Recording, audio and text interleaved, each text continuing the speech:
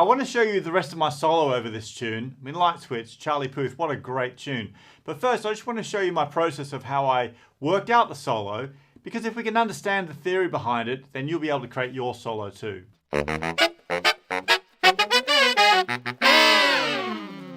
So there's really only 4 chords that happen all the way through this tune. So on the alto saxophone, we've got C minor, E flat, B flat, and A flat. So I'll show you what those sound like on the alto sax.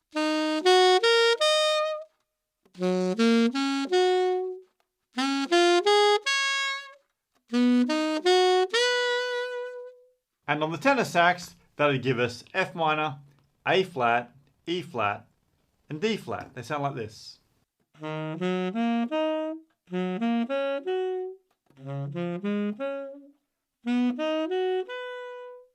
So you'll notice we're in the key of C minor for the alto sax or F minor for the tenor sax. And those 4 chords are really nice diatonic chords. They all fit straight into that key. And that means when we're making up our solo, if we chose to, like a really easy solution, is just to use a single pentatonic scale. And for the alto saxophone, we're talking about the C minor pentatonic. And for the tenor sax, that'll be an F minor pentatonic. So on the alto sax, it'll sound like this.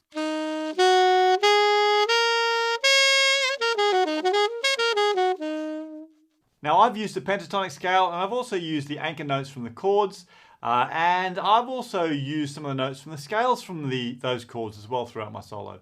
Now I should just remind you that if you want the full PDF for this, I've transcribed both the alto and the tenor, and it's available from our Sax School locker. That's where we keep all of our free stuff. Links down below, or you can go to the courses page of our website at saxschoolonline.com. Go grab it, then you can have it on your music stand, and you can learn it at your own pace.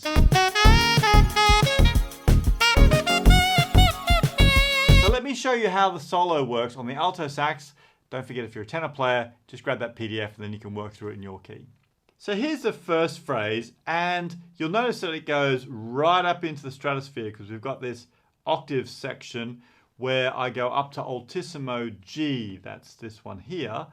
But if you aren't really comfy playing altissimo, then you can just play this down the octave as it's written there.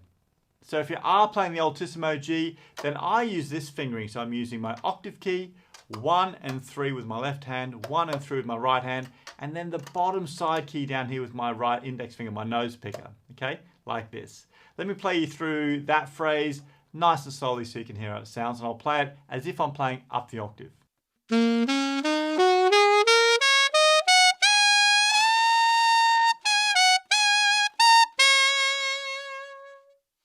There's 2 little tricky things I wanted to point out in the second phrase. First of all, this nice bend up to the high D. And secondly, we've got these little grace notes here from the G down to the E flat. So with the bend, I'm using my jaw, I'm dropping my jaw and then bringing it back up to pitch to get a nice big scoop up to that D. And then for the grace notes, it's kind of like a little chromatic run. So we're going from the G down to the E flat, but I'm putting in an F and an E natural down to the E flat, okay, to sort of make a little run going down. So G, F, E, E flat. The most important thing here though is that E flat has to land right on beat 2. This is what that phrase sounds like, nice and slow.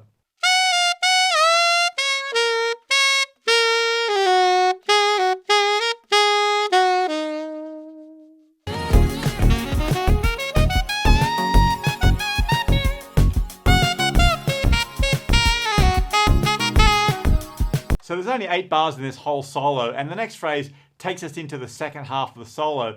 No real surprises here, just a little grace note. So here it is just here as we go from the E flat up to the G. So I'm just using my E flat, F sharp, G.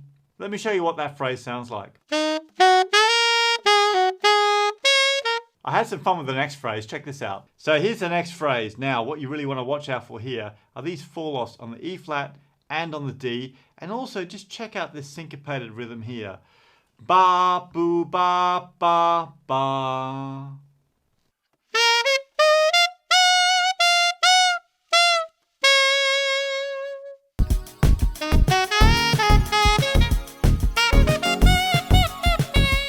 So just one last phrase, and that's got some syncopations and also some high notes. Let me show you. So here's the last phrase. It starts from here, and what you really need to be careful of is, first of all, here we've got these offbeats. So the G is a 1 and and then the B flat is on 2 and then we've got the F on 3 and. So it's 1 and 2 and 3 and then even the E flat here is on 4 and. So it's 1 and 2 and 3 and 4 and, all on the off beats all the way through, which is a really cool rhythm.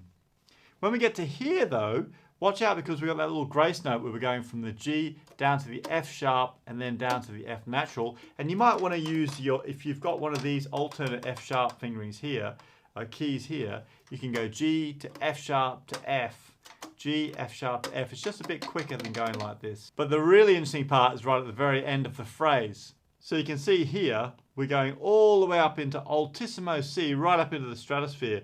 Now, if you're not comfortable playing that, then you could just play it down the octave and play it as written in the music. But if you do want to play it up the octave, then these are the fingerings that I'm using. So I'm going C, D, E flat, then up to that G that we mentioned before, the forked fingering, octave key, 1, 3, 1, 3, and the bottom side key here. And then to get to the altissimo C, all I do is I take off that the side key with my the side of my index finger. So I've just got octave key, 1 and 3 on my left hand, 1 and 3 on my right hand. That works quite well for me. Some people like to use the octave key and the D and the E flat key and overblow that. But on the alto saxophone, I find the forked fingering works better. I hit that high C, and then as the vocals come back in, I just relax my jaw and do a bit of a fall off as my air runs out. Okay, let's hear how the whole phrase, that last phrase, sounds like, and then I'll play the whole thing in context for you with the backing track.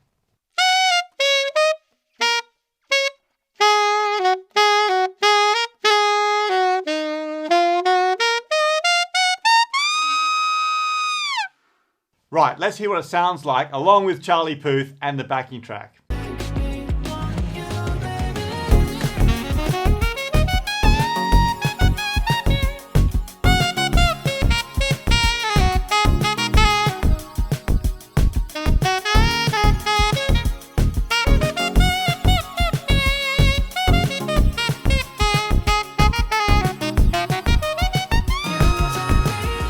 I think what makes this solo work well is that I'm using really simple melody ideas, simple rhythms, and I'm playing with loads of intensity as well. I'm really putting loads of energy into it when I'm playing.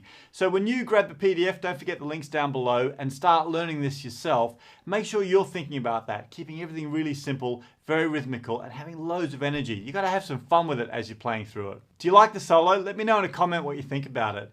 And if you'd like to do more of this kind of thing, then check out this video next where I'm doing the Bam Bam solo, if you haven't done that one yet, because that's another great one that's relatively simple to get started with, but sounds really, really cool.